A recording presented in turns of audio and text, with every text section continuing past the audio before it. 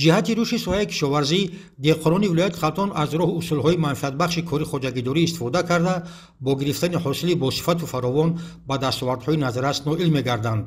Сулаймон Шафоев, сокини ҷамъияти деҳоти Навбаҳори ноҳияи Кушониён, бо ба роҳ мондани ҳамкориҳо бо мутахассисони соҳаи кишоварзии дохиливу хориҷӣ сол аз сол парвариши маҳсулоти гуногунро бо усулҳои навин аз худ карда дар қитъаҳои корами хоҷагии деҳқониаш таҷриба менамояд. ин майдони полезӣ бо усули қатрагин бори аввал аст ки дар хоҷагии деҳқонии Ёрмуҳаммад киш гардидааст ки нашу намои хуб ва ҳосили фаровон гирифтааст. аввали баҳор ба ҳамаи мо шумо маълум аст ки ҳам намигарӣ зиёд аст, ҳам мақсад об зиёд додан дар кор нест ба зироат. мо ба ҳамин хотир ба обёрии қатрагӣ корро ба роҳ мондем ки оби лозимиро мо ба зироат таъмин кунему.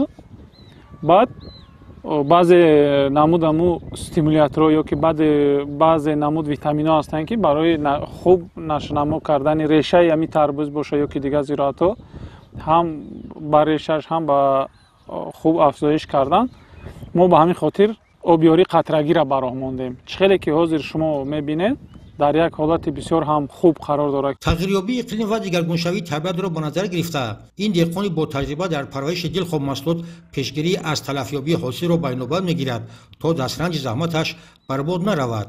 аз ин хотир кишти тарабузро дар шакли нав таҷриба намуд ки ҳосилбандии он нисбат ба кишти муқаррарӣ тафовути бештар дорад.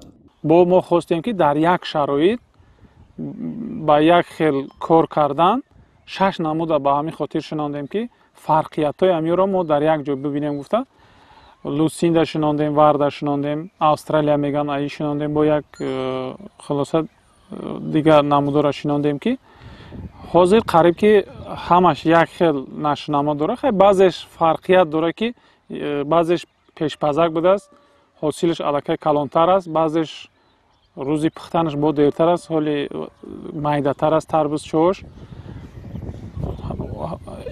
як ҷиҳат хубӣ ҳам дорад ки дар як вақт тарбузи мо тайёр намешавад. мисол мо марҳила ба марҳила ба бозор бироварда таъмин карда меистем дар бозора.